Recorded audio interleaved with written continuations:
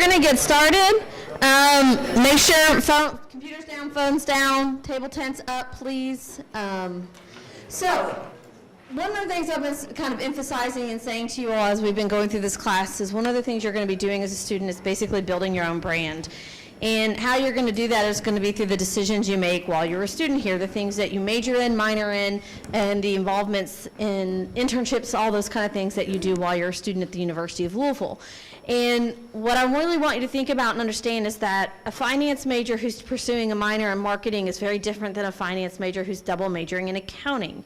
You may really have different trajectories in your career goals. So you really need to be thinking about how you make those decisions and how those distinguish you as a future employer, and how that makes you competitive when you go out into a global market looking for jobs and things like that. So what I have, who we have here today are representatives from the various academic departments here in the College of Business, as well as one of our representatives from the Ulmer Career Center, because I know a lot of you have had questions about internships as well.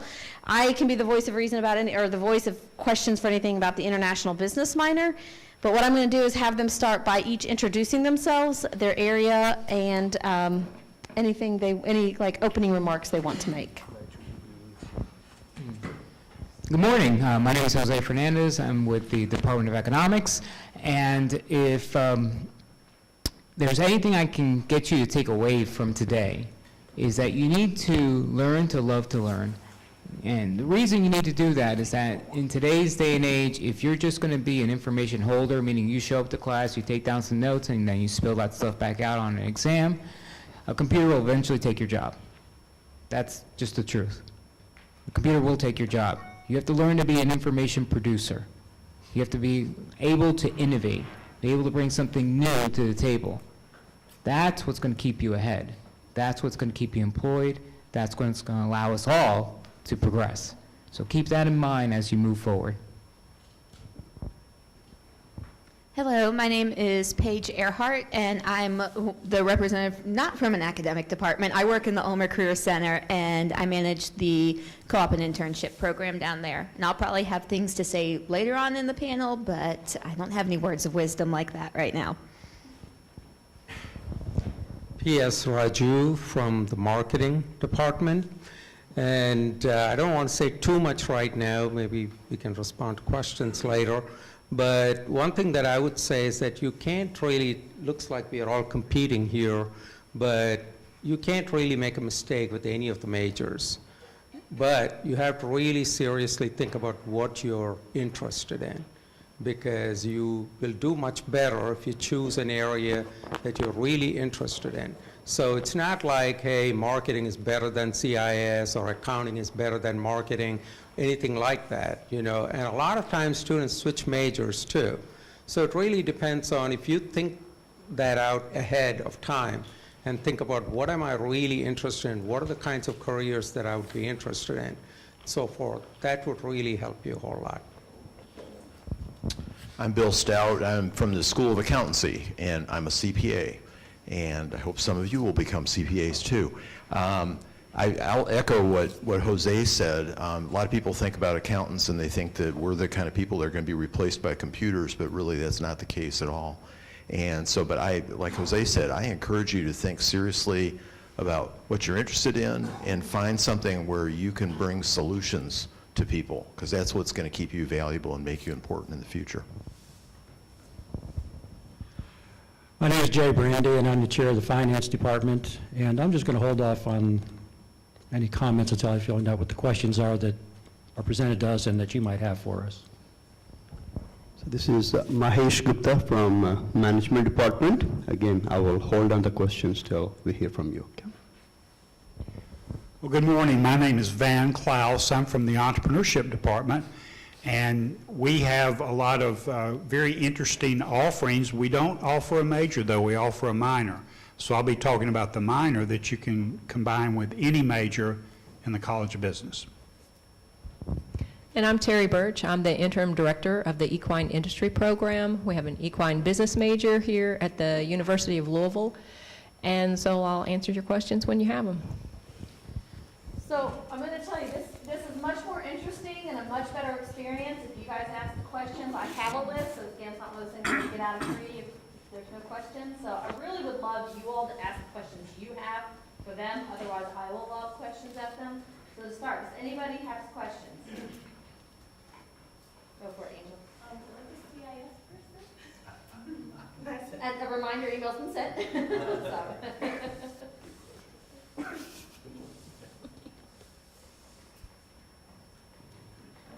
for it, David. There's, excuse me, with various people that we've talked to over the last few weeks, there's been a lot of emphasis on, I guess, extracurricular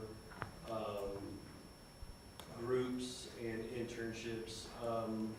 I guess for me, my question would be, what suggestions or advice would you give, and for just any major, for somebody who is a non-traditional student who goes to school full-time, works full-time, has a family support, that may not have all the opportunities available for them with regards to internships and things that a lot of future employers look at? Thanks for the question. I'll give you a sense of what we're able to do from the entrepreneurship side. As you know, entrepreneurship, when you think about that, you're thinking about someone who starts a business. That's only a small part of what you get exposed to in entrepreneurship. Being a minor, we have students from all the different disciplines coming in, and we have interesting partnerships with units across campus. So some of the things we provide, even for a non-traditional student, that you might be able to participate in would be internal business plan competitions where there's money awarded, being able to work with existing businesses on an entrepreneurial project as part of the minor.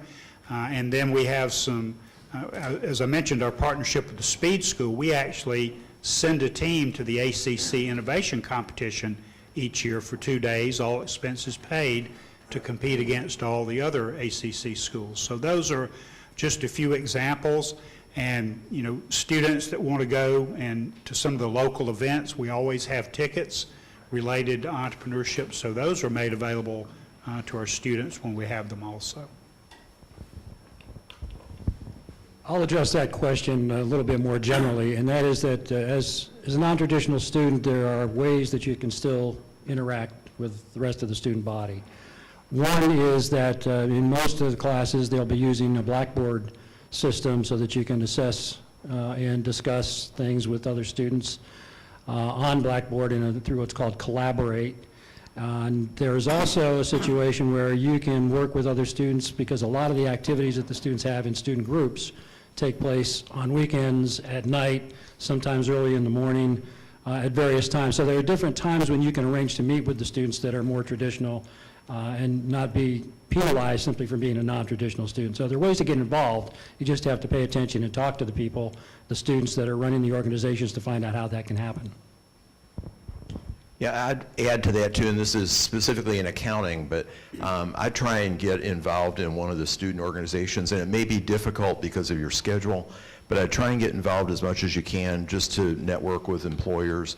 The other thing is, and again, this is accounting, and maybe in other fields too, a lot of the employers have events, particularly when they're recruiting, and you can go to those and it just gives you an opportunity to meet some professionals in the field and things like that. But I just try and network as much as you can, particularly if you can't do an internship.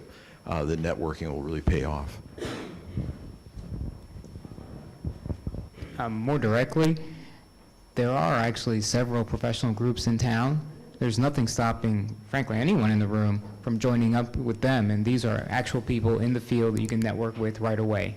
You don't have to wait for it to come to you. You can go to them. So GLI and GLIP are both two examples. That's the Greater Louisville Initiative and the Greater Louisville Initiative Professionals group.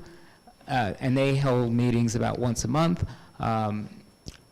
There are meetup groups. So I teach econometrics, which is a form of statistics, and lots of my graduates have actually formed groups afterwards and have created data analytics groups. They actually have a podcast now called Quantifying Louisville. So there are these professional groups out there that meet outside of work. And it's good to know them because they will be switching around and eventually might have to evaluate you. So why not it not be the first time when they see your name on a piece of paper? I can address it a bit from a career center point of view, and especially, I love internships. Yeah, internships are something that's important to me, but it's not something that is going to be available for everyone to do, because if you are working full-time, then we're not going to tell you, internships are short-term temporary positions. Don't quit a full-time job to do an internship. But from a recruiter point of view, they tell us that there's this triad. They're looking at academics, they're looking for employment, and they're looking for involvement, and they want 2 out of the 3. So it's going to matter on that employment you have, is it relevant to the future career you want? And if it's not, how's the networking going to play in? Because networking is a huge part of your future career. So it might be the meetups, and I have a lot of students this semester who have amazing connections in the community already with companies that we don't have strong relationships with, because they're doing these meetup events. And they've gotten involved in these organizations with business professionals, and that's outside of school hours. Angel? So how do you set yourself up or set yourself apart in order to obtain top positions with hire the bigger companies and not so much the smaller?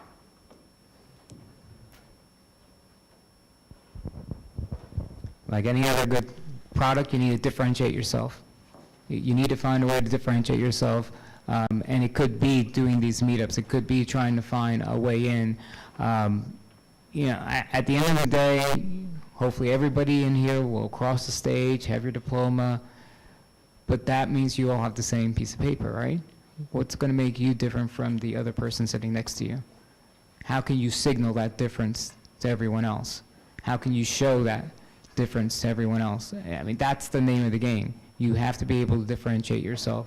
I'm a big believer in internships. I'm also a believer in the one-day shadow.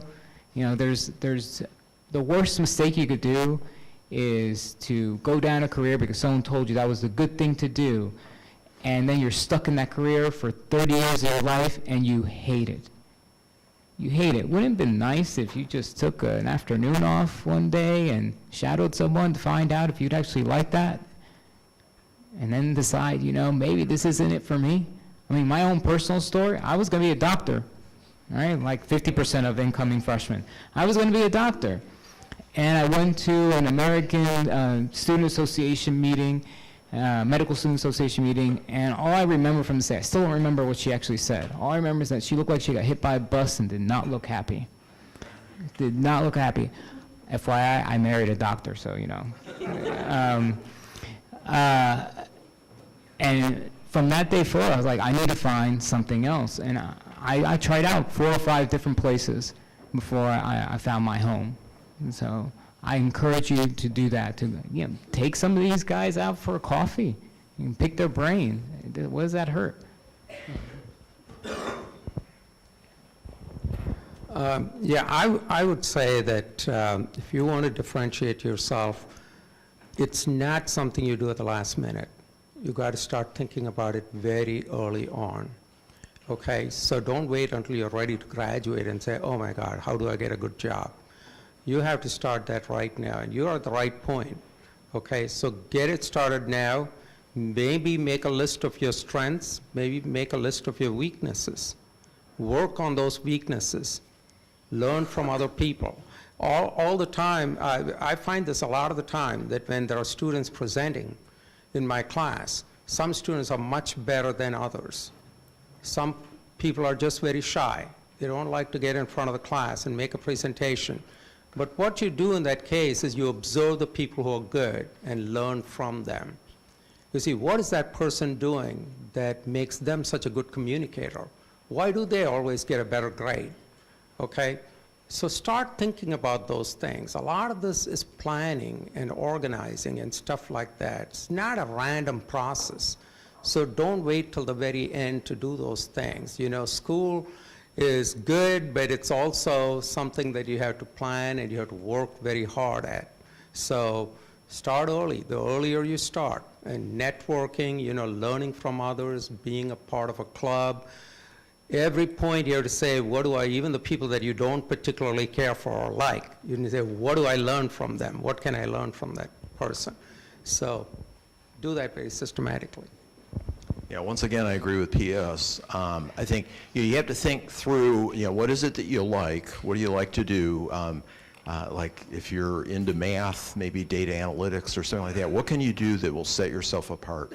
So another thing, related to that is get involved in a student organization. Take a leadership role. Have something that you can show that you were a leader, because people really like to see that, or at least employers like to see that.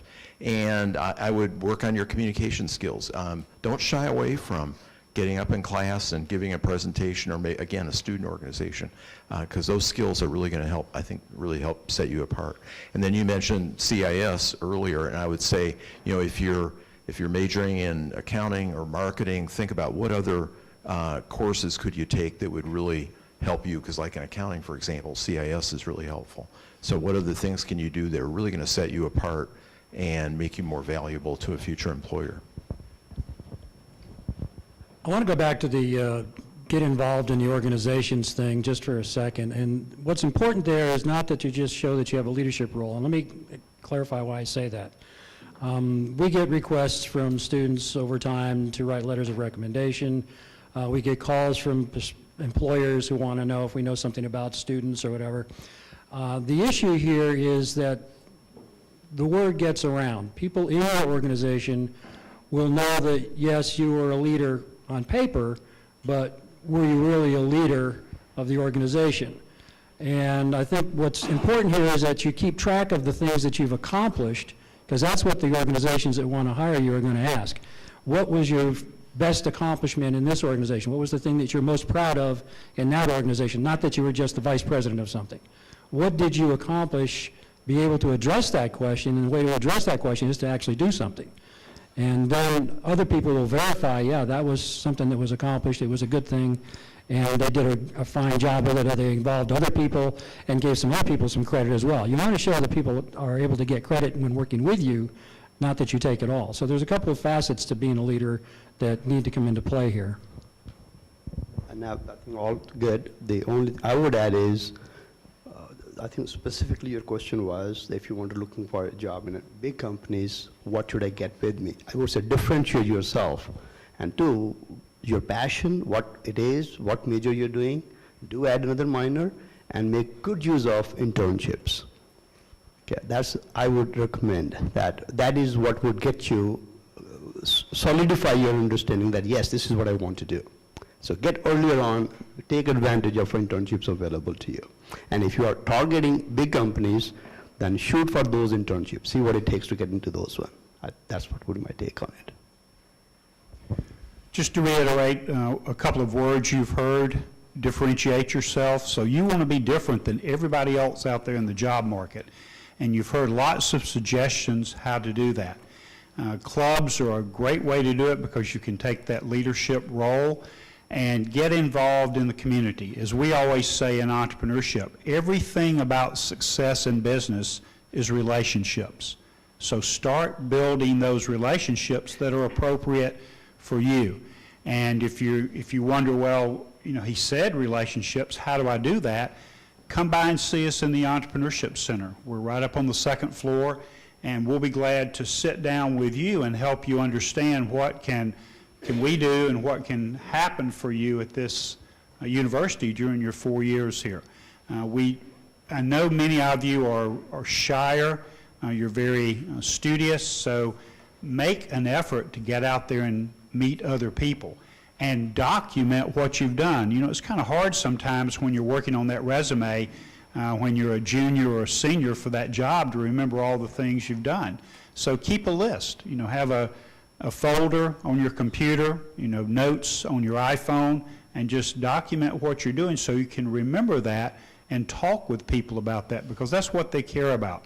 They'll know that you're a good student by looking graduate from the College of Business, certain GPA, so they want to hear beyond that. And the bigger the organization, the more important to do everything you've heard up here on the stage today. Thank you. A lot of everything they said, exactly true. But what you have to think about too is that start planning right now that you've already heard. This 4 years is going to go by so quickly.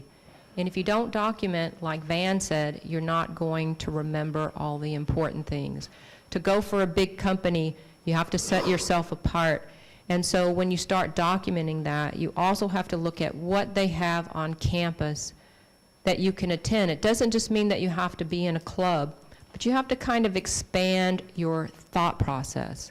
You have to stretch your mind and to go to areas that you're not comfortable in. Because when you go to a big organization, there are going to be a lot of different people in that organization, and you've got to make sure that you can interact with them, and that even if they rub you the wrong way, you still have to be compatible with them for the success of the company.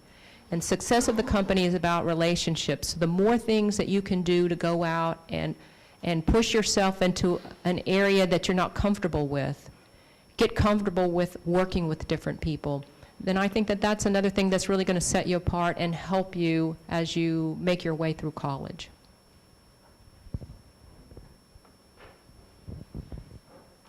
For someone who's looking to maybe start their own business, would you say that entrepreneurship, like getting a minor in that, is beneficial, or do you think that something else would be more beneficial? I'm going to start with that because our industry, the horse industry, is very entrepreneurial.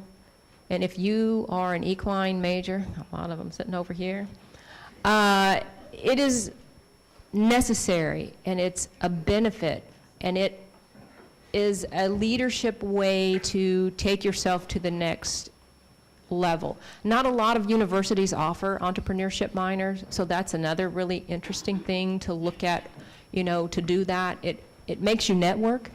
And in the horse industry, if you don't network, you're not going to get a job. 98% of our jobs are because you've met somebody in class, you've met somebody at the racetrack, you've met somebody at a horse show. I talked to actually a recruiter day before yesterday, and she was looking for a job for one of our students. And she'd already hired one of our students at 2 different positions that companies where she was at, and she loved them. And this other person that was interviewing, she loved them too. And she said, whatever you guys are doing at the University of Louisville, keep it up. And these girls also have an entrepreneurship minor, and it's something that businesses love because it's a very creative kind of thing. And as Jose said earlier, that a lot of jobs are going to be taken by computers, but if you're creative, computers can't create unless someone programs them to do that. They can't think outside the box. They only have numbers that they do to go through to get to the box, maybe in a better, more efficient way. But that's something to think about. The entrepreneurship minor, I think, is definitely something, if you're ever thinking about sometime in my future, I might want to have my own business. Going through the minor, it's a 4-course sequence, and you get every aspect that would need to be part of your toolkit to think about launching a business. Entrepreneurship is also about how do you think innovatively?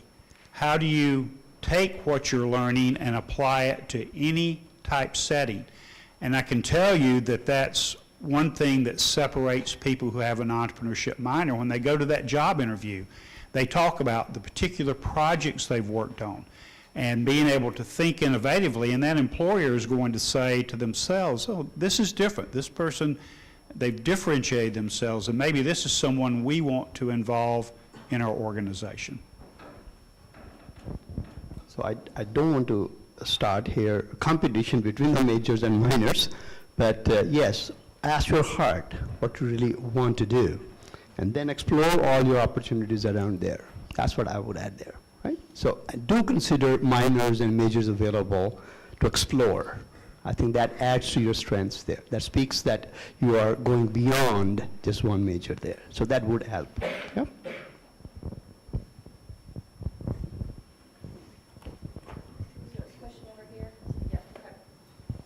In each business field, how useful is it to have a secondary language as a minor?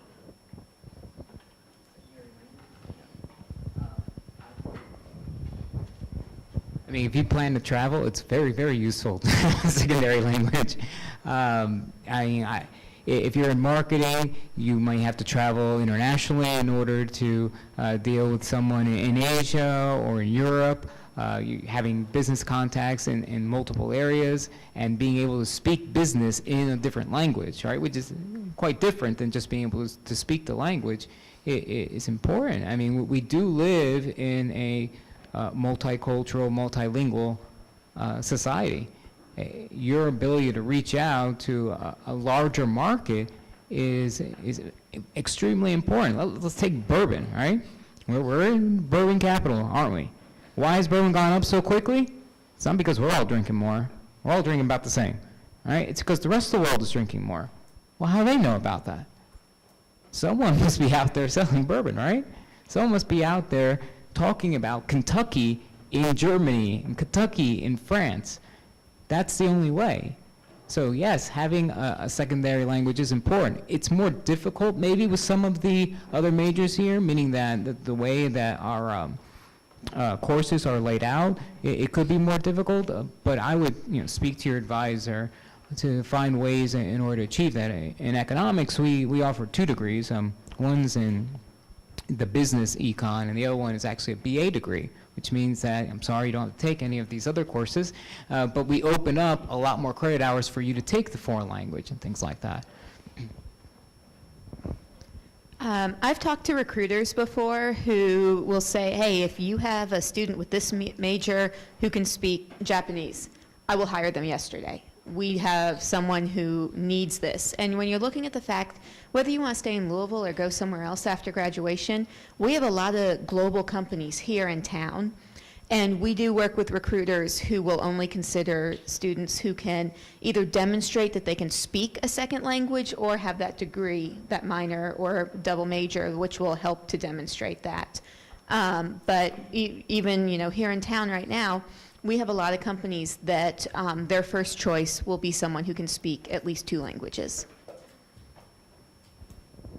Yeah, I would echo what's been said already, that definitely, but if you're thinking of careers where you might travel, even careers within the United States where you probably need another language. For instance, government organizations very often, CIA, people like that, need another language.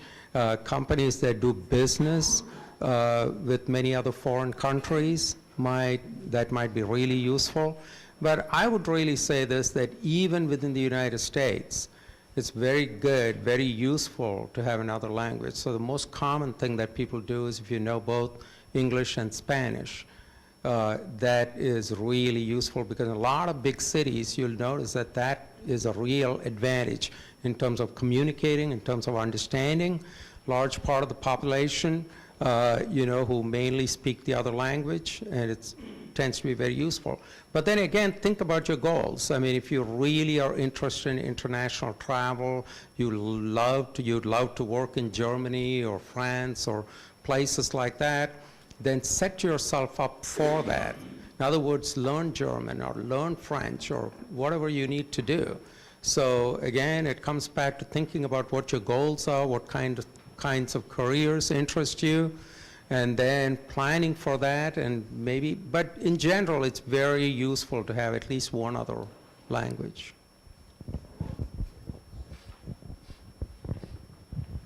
I'll make it real short. It doesn't matter what the language is, as if you have another language, it's going to make you more marketable. The better you are at it, the more you work at it, the better the job possibilities are for you. So that's differentiation, right? Knowing what you want, and that's how you're setting yourself apart from other people as a real plus. Especially when you work for the big companies, more chances you'll be traveling, you'll be going out of the country. So that adds to that dimension there. That's just one way of differentiating yourself. That's how I see it. Yeah? Study abroad. So as the person who does kind of oversee the international business minor, for those of you who are considering that, you do have a language requirement for that. So if you are thinking you want to do the international business minor, you must study foreign language and you are required to study abroad. So those are 2 pieces of that. But I have a lot of students who come to me and they say, well, I really want an international career. And when I start asking about their languages, oh, I'm not doing languages.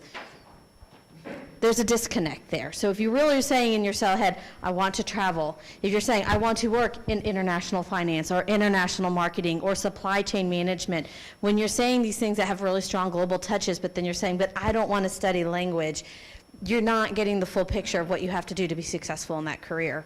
And we will talk more about this because the study abroad session is in 2 weeks, and so we'll be hitting that heavy on that day, so I won't go into it much here. But there are programs out there where you can do immersive study all summer and not pay a dime, especially if you're willing to learn something like a critical language, Chinese, Hindi. Those are the two that are just coming to mind quickly. But there are a lot of, there's scholarships out there called critical languages scholarships, and they're competitive, but if you get one, you will not pay a dime to do that study. So don't feel like that is something like you have to, there are really great ways to go about this, so. Kinsey? How exactly do you go about getting an internship? So, like, how do you like reach out to those companies and know which companies are offering You're going to use every resource available to you because internships are learning experiences. They're for students. You can get academic credit for it, but it's also a job.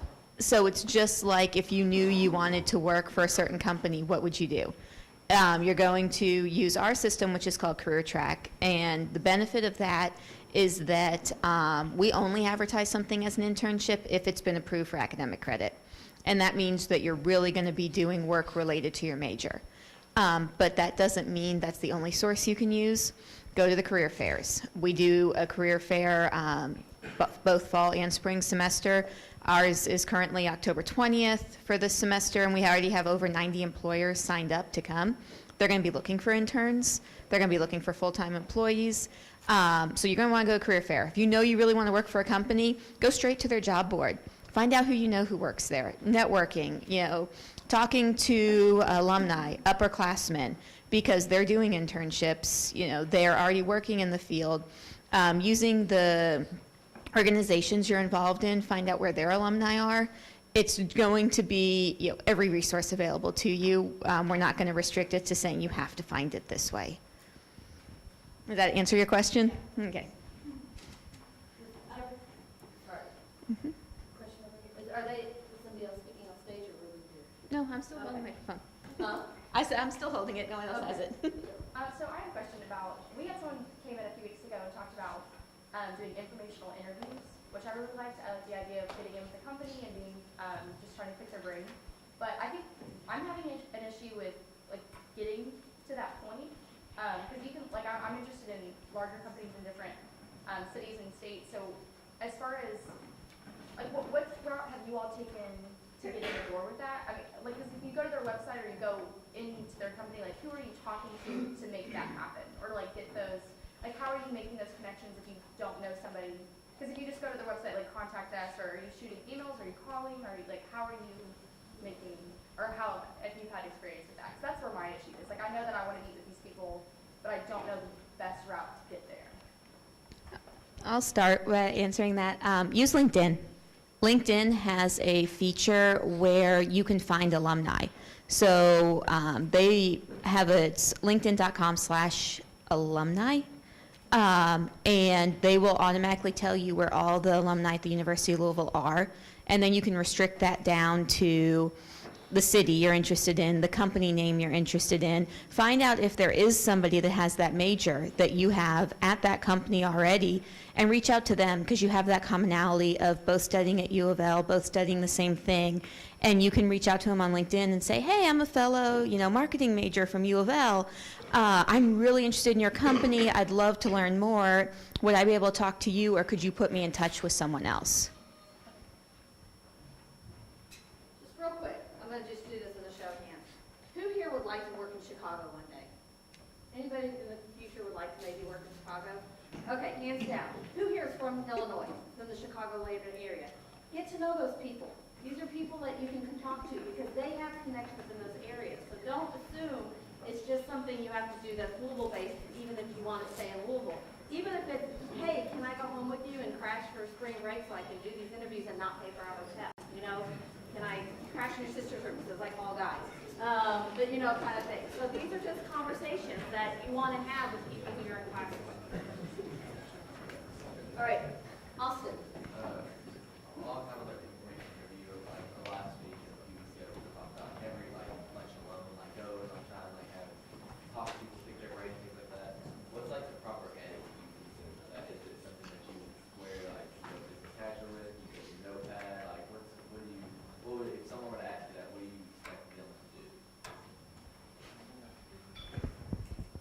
hate eating alone. That's why as soon as you said that, I was like, yeah. Just be upfront about what it's about. I wouldn't take notes in front of them.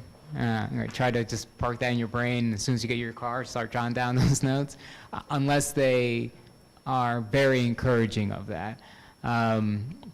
But be respectful of their time. You know, like if it is lunch, make it just lunch, or coffee, make it just coffee. Don't sit there and pull 2 to 3 hours out of them, because then they'll just get up and they won't like that experience. Be ready with questions. Kind of like how we expect you when you come see us, right? Be ready with questions. If you just come up and say, so how'd you get into the business, and there's like nothing else behind it, you want this whole world story, and you're probably not going to have a very fruitful conversation. But if you're more specific about your questions, you're going to get a lot of the things that you wanted to know answered. That's what I would say. If you're good at it and you do it a couple of times, use the same questions over again too, because then you can learn the differences between people to people.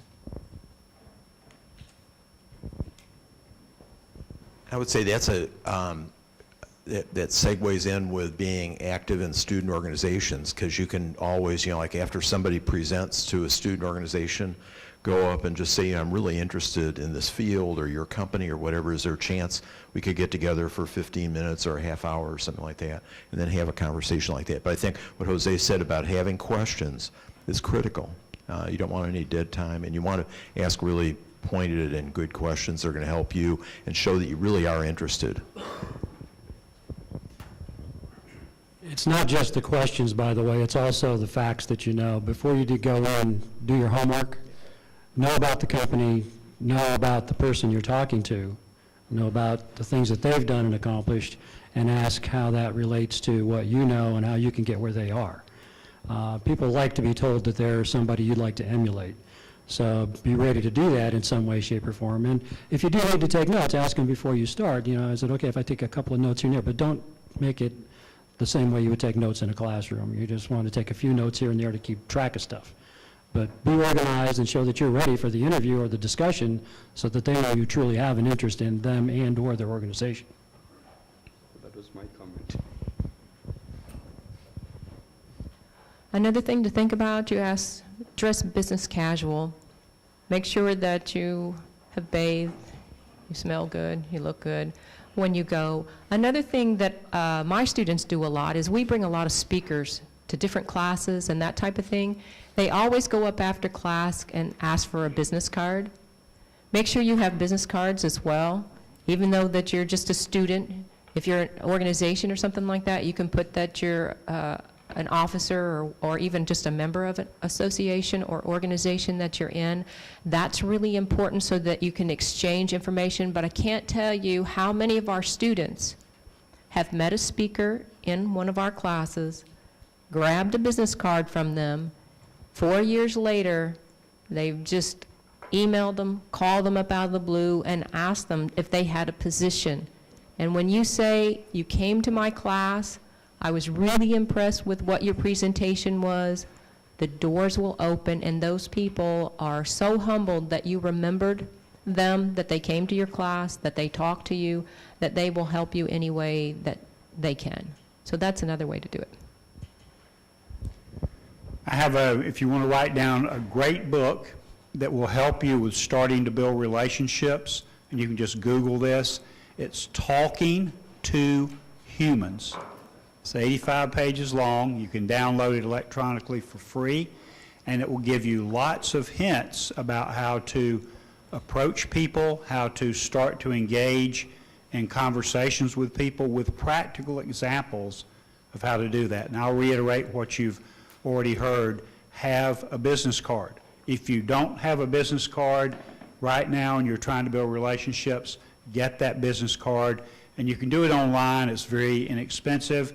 And you can change it very quickly. Don't order 1,000 of them. Order the lowest order number, because your information is going to continue to change that you put on that card.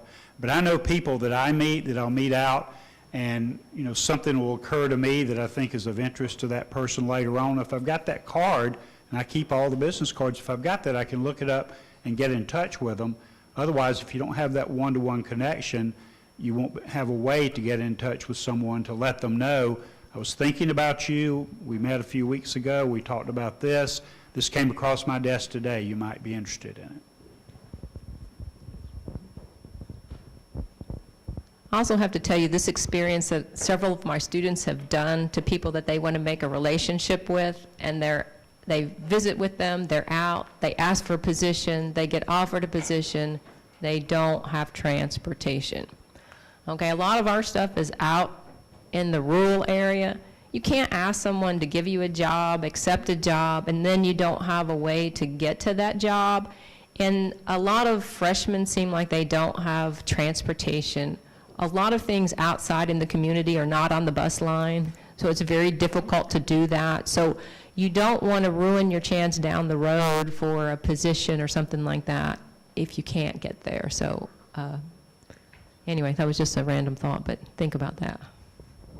Uber. More questions? Mine's for Professor Fernandez. So I'm a business econ major, like looking to go to law school. So with that in mind, I guess it's kind of like hard for me to figure out what minor I think is best. I've had an advising appointment. They recommended poli-sci, but I feel like in law school that's pretty common. So like I'm really looking for something to differentiate myself. It's like entrepreneurship, a foreign language. I'm just having a hard time picking which one. So. Okay. So your instincts are correct. The top 3 scores on LSAT are mathematics, physics, and they usually group them together, philosophy and econ, and all they do is switch places every year. All right. Poli-sci is like 18th. Right. Right. So with the minor, I would think about what type of law do you want to practice? Corporate. All right, corporate. All right. And so then you want to know more about contracts. You want to think about where you're going to be doing that in. So are you going to be in a marketing department where you're going to set up contracts with different companies, try to make sure that they're correct and legit, unlike Adidas recently, all right? Things like that are quite important. The other reason to have that background is that the truth of the matter is the law market as lawyers is extremely difficult right now. It's flooded.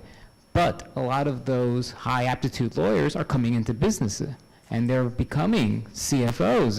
They're jumping into areas because of their ability to do contracts, right? The current CFO of Zermed, just downtown here, he's a lawyer. He's a lawyer, and he told me, I was forced into this area, right? I was forced into this area because I couldn't practice law the way I used to before, but I was good at contracts, and that's how he did it. So that's what I would look into if I were you. The other thing you could do is if you're still early on, if you want an insurance blanket, what's something you would want to do outside of law? All right, if there's something you want to do outside of law, then look to the minor for that.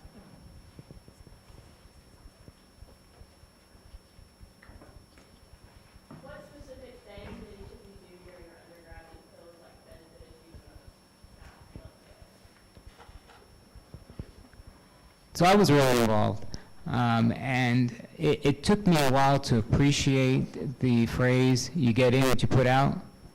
The more and more involved I got, it became easier and easier to make contacts in the community and contacts with my peers. And now, after the fact, I see that my peers have gotten to really nice places in life, right? And because of that, I can have better connections. So just yesterday, someone approached me that their daughter needed an internship in sports medicine.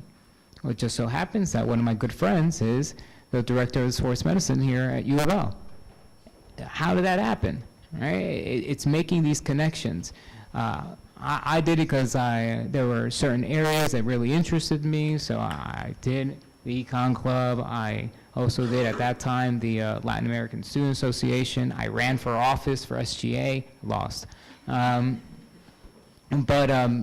it got me involved. It made me understand the inner workings of an organization, including a behemoth like a university, you learn there's a lot of managerial fat, and how do you have to deal with getting around that? That's part of everyday business, just having those relationships and knowing who you need to go to in order to get a certain job done. I would say for me, it's you guys should not do what I did, which was very little. You know, I never followed up with the friends I had in class. I never followed up with the people I was in clubs with. So networking is more than just, oh yeah, I had a class with them, I know that person, because you don't want to say, hey, we had this class together, 4 years ago, and I haven't spoken to you since. You really want to take advantage of the networking and continuing that relationship. We've all talked about relationship building, we've talked about networking, and that's something I did not do as an undergrad that I should have, and that would be my advice, is following up with their connections that you make. Yeah, again, one of the things that you should not probably do, I was very shy when I did my undergraduate. It was in India, and in India it was a very formal structure. You don't speak up unless you're spoken to in class. That is the kind of thing, at least when I was doing my undergraduate. So as a result, I was pretty shy, but I always worked at it because and especially after I came to this country, I knew how important it was to be able to communicate, to be able to stand up and give a presentation and things like that. So I worked very hard at it. So this goes back to what I said earlier. Realize what your weaknesses are and keep working at it and get it resolved. I guess I would say I went to a small liberal arts college in the middle of nowhere, so there really wasn't a whole lot to do. Probably one of the best things I did was I took stock of myself and realized that I was going to be a lousy chemist, and changed early on. So I think one of the takeaways from that is just, take a good look at yourself and just see, are you doing something you're really interested in? I kind of fell into accounting almost by accident, but I really loved it. And I think if I hadn't done that, I guess the other thing, going to a small liberal arts college, I really broadened my horizons too. Just, took a lot of different courses in a lot of different areas, and I think to the extent you can do that, it's a little bit more difficult to do it at a large university, but you can still gain that exposure. Get involved, but party less than you want to. More importantly, get to know us. Get to know the people that are standing in front of you trying to give you some insight as to what the area is that you're studying. If we don't know where you are, we can't help you. If we don't know that you have a problem, we can't help you. If you don't come to see us, we can't very well give you a very good recommendation because we don't know who we're giving one to. So it's important to work with us if you want us to work with you. So we want to talk to you, we want to help you, but we can't do it unless we know who you are. So my piece of advice would be, we're hearing all this networking, the link it. That's the best way as a student. You meet somebody, send a request, can I connect with you? Then you know their network, right? And keep on updating your profile there, right? And they know, they always get a request, oh, this person has changed the job, this person has got a new course, or whatever internship you did. So build that relationship there. I would strongly recommend you. So I know many undergraduate students, first year, second year, that just took my course and they want to connect with me after that. You follow what I'm saying? So I think that would be a very good way of connecting and staying in touch with everybody. That's technology is moving so fast now. When I was an undergraduate, I was very shy. I did not like to speak publicly, but I forced myself because I knew that was a weakness, and what can I do about that as an undergraduate? So I took every opportunity to force myself to get up in front of my classmates, get up in front of, any speaking opportunity I could. I think the other thing that I forced myself to do, being very shy, is I knew I wanted to have my own business someday. So I forced myself to go out and meet other business owners and tell them, I want to have a business like you do someday. Can you tell me about it? That's very flattering to the person you're approaching, and they will sit down and talk with you. So try to, again, build those relationships as much as you possibly can and get out of your comfort zone. Okay, I did everything, as an undergraduate. I worked for Grants and Contracts on campus, which is an incredible organization. I learned so much about how to prepare things that I didn't know down the road when I worked with not-for-profits on their boards. I knew how to do that, and I did that as a freshman.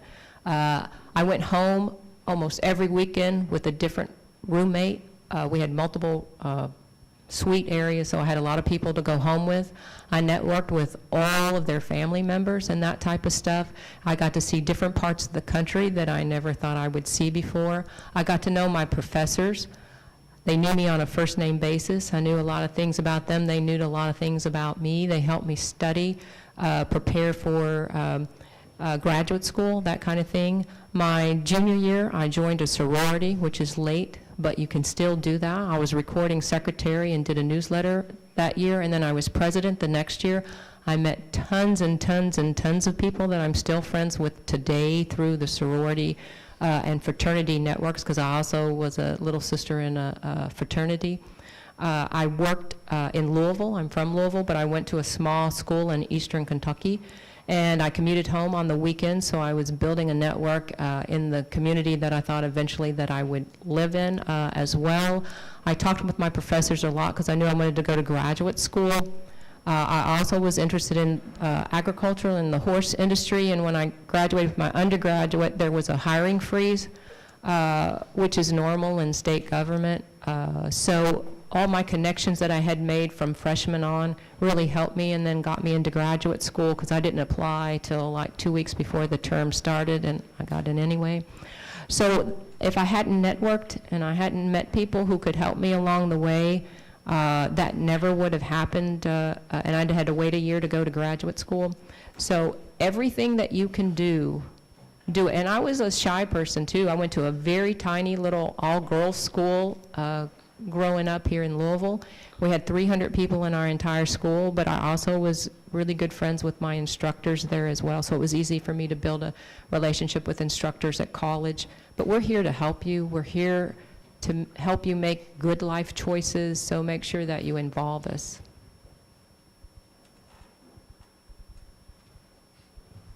Would you say, like, since the business world is so competitive, would you say, like, taking a year to go, after you graduate undergrad, to go into a business, or would you say, like, getting done grad school is more beneficial? Sort of depends on what your business is. The one cool thing about graduate school, if you've got work experience along the way, it makes graduate school better for you, because you really need life experiences when you're in graduate school, because you do a lot of discussion, and especially with your MBA and that type of thing, if you haven't ever even part-time worked for a business, you really don't have a lot to bring to the table. And when all your peers have worked as they've gone through the school, in College of Business, a lot of our students work during their whole college career, usually necessity to pay tuition, but you bring so much more to the table, and you've got all these experiences then that you can share at graduate school. And so I would think that if you stay in your room, you study, you do nothing else, take a year off and work, and then go to graduate school. But if you do a lot as an undergraduate, go right ahead, because then you won't forget everything that you learned. I would echo that. I also direct our MBA program in entrepreneurship, and we typically like to see people with 2 to 3 years of work experience after their undergraduate. But we do admit people right out of their undergraduates because they have had that work experience while they were an undergraduate student. And many of you may be fortunate that you don't need to work while you're going to school, but how else are you going to learn about what work really is? So get a part-time job. You know, even if you don't need it, more for the experience of having that job and seeing what entry level is like in a variety of different organizations. That's the best time in your life to experiment with a lot of organizations and gain that practical, feet on the ground experience.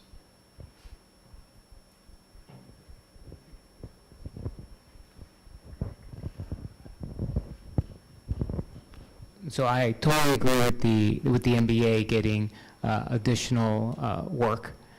But for some other disciplines, no, you probably should go right away. There's no reason to delay law school. There's no reason to delay certain other master's programs. You want to hit it while all that information is still fresh and you're used to studying. There is a deterioration period, which you probably feel from semester to semester anyway, that occurs from when you stop going to school. I would be a little bit more careful and say it is discipline specific, and your advisor is a great resource for when that decision is coming up. All right, any other questions? All right, panel, oh, go ahead. So I'm an e-com manager, and we're keep going into market analytics and stuff like that. What would be like a good minor, so these have to do with departments and stuff? Okay, if you're looking into doing that, you have a couple of avenues. If you want to stay within the College of Business, joining econ and marketing together, but taking both the marketing research and the econometric side, meaning actually crunching the numbers, that's the road you want to go to. If you're going to be on the BA route, then you may want to consider the actuary program that we have here at UL through the math department in conjunction with your economics degree. Another route that you could still take is an econ and CIS degree. All of those will get you well prepared to go into a type of data analytics background. The thing with data analytics these days is that you have to decide how much self-motivation you have in order to teach yourself certain things. So there's going to be baseline things that, yes, you're going to have to sit down in class and learn it. But languages are changing quite rapidly. You have to be able to pick up these languages, meaning programming languages, and use them. If you need a formal setting, you'll eventually need to go into a graduate program, which means try to take as much math as you can. The more math you have, the much easier those programs become, and the more attractive you are to those high-ranked programs. But those are the three double majors I would consider. Again, if you're in the college, meaning that you're getting the BS degree, then marketing or CIS would be a good one to join up with your econ. If you have the BA degree, look at mathematics, particularly their actuary program. Those would be the other one, because they're both very highly concentrated in statistics, and that's really what the data analytics story is about. All right, so this is my last question. So, what do you read in your field? What do I read in my field? Other than academic journals, which is really only meant for our personal consumption, I read a lot of blogs, a whole lot of blogs, actually, probably too many.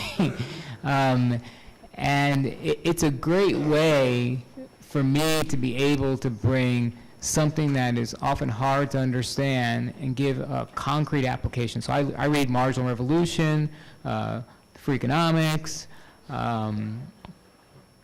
there's so many, but those are the two main ones that I look at, and they give quick stories every day, pulled right from the headlines of an application of economics, and it's nice to see it in that form rather than in Greek letters up on a board.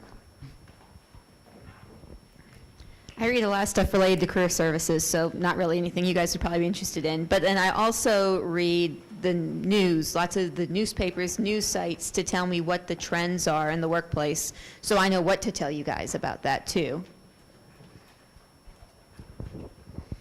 I try to track the most recent news happenings, and I look for articles relating to that and try to read up more on that again.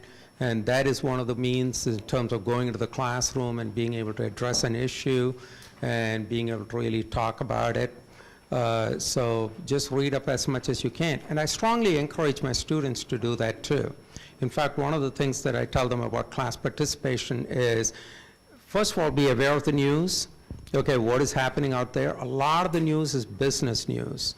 So then relate it to your particular discipline or the courses that you're taking, and then try to think a little bit more about it. Try to find a couple of articles relating to that and understand it more.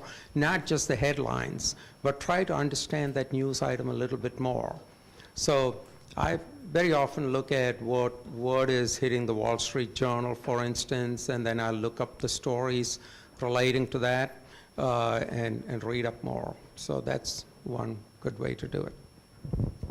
I read, the academic journals, which you don't really care about, but nice thing about accounting is we've got a lot of professional journals. I try and at least scan the table of contents every month and read a few articles, but actually one of my main sources is Twitter.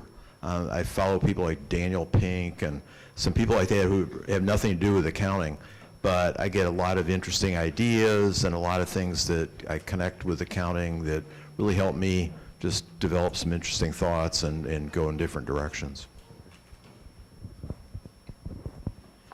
As a finance person, obviously the Wall Street Journal, Barron's, those kinds of periodicals or papers are important. But also, if you're talking about your personal life as well as your business life, you want things like Consumer Reports and Money Magazine. They provide a lot of insight to those kinds of things. But you should also be checking out, depending on what your area is. In finance, for example, I used to be a regulator at one time, so I take a look at what's going on with the SEC and the NASD and some of the other organizations to find out if there are changes in regulations and whatever. So you've got to kind of figure out what are the branches on this tree that I'm in. If you're in marketing, is it promotion, or are you in supply chain? Try to figure out what kinds of things are really related to what you do, and don't just hone in on some major publication, but try to find the little offshoots that might give you more insight into that particular area. I have a lot of news alerts. Most of the associations you work with, they have their news alerts. So you come, just a list of the things, then you pick what you want to read more about it. My suggestion to you would be, once you have decided on a major, there are chapters. There are student chapters. If we don't have one, I would say become a student member of that chapter or association there. So that's one way of, once you become the member, now you would get regular emails from them, what's happening in that particular area. So that's what I do. That's how I stay up to date on my area. And if entrepreneurship, for example, is an area I'm interested in, project management is another area I'm interested in. So I will get their regular alerts every month, any new publication, any new thing is happening. So you get those alerts. So you don't have to read everything. You just scan it, and you find something interesting, then you dig deeper and find out more about it. So my recommendation to you would be, as soon as you know what your major and minor is, look for those associations. If they have the student chapters, become a member of those chapters. They're very minimal charge for those associations there. And then you will start getting regular emails from them. And many of them have the internships opportunities there too. So they do have those connections, networks. Their meetings, monthly meetings are happening. They're not in the college. They meet somewhere in the restaurant in the evening. So just go. That's another way of networking yourself. I don't have much extra time to read, so I listen to podcasts. You can do that when you're walking, when you're driving. My favorite podcast, and if you want to write this down, How I Built This. It's founding stories from entrepreneurs that you've all heard of. If you want to ever hear how Mark Cuban got into business, go to How I Built This. It's NPR's podcast, and you can hear his story for about 45 minutes. The horse industry, we've got a lot of great things to read, not quite as dull as some of these academic journals, because we don't have our real academic journal. So I read things like the Pollock Report. He's really liberal and he's really out there, and he challenges a lot of the status quo, and several of our graduates work for them, so that's one that I read on a daily basis. Thoroughbred Daily News, because they have a lot of insights of what's going on. The Blood Horse. Then I go to a lot of American Horse Council's news sites and things to see what is important that's coming up legislative-wise that we need to be aware of. And then my favorite business thing is Dave Burkus. He has a email blast that he sends out, and he always has very interesting stories, and it's broad-based business. It covers everything. I also get a lot of things on scholarships Jack Kent Cook Association is another, and their scholarship organization. That's a great one to look at so that you can find out. And then I listen to NPR every time that I'm driving. Marketplace, one of my favorite NPR shows. So, because I drive a lot, about 100 miles a day, so I live in my car.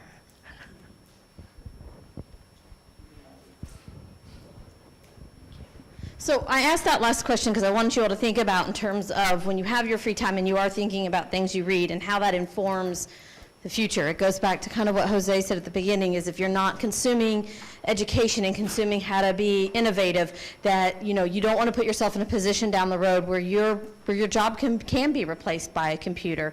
In the past, I know a lot of people have really emphasized reading The Economist and Forbes and some other things as well. Wall Street Journal was mentioned several times. You can get inexpensive student subscriptions, but if you don't want to pay for it, they have it over in the library. You can read over there. So please understand that these are things that you should actually be making time for, so that you can be educated on your industry, and so that when you go into interviews and when you go to these networking luncheons, that you have those informative questions that they are looking for. All right, so your question today is, what did you hear that is going to have a lasting impact that you have not heard previously in another panel?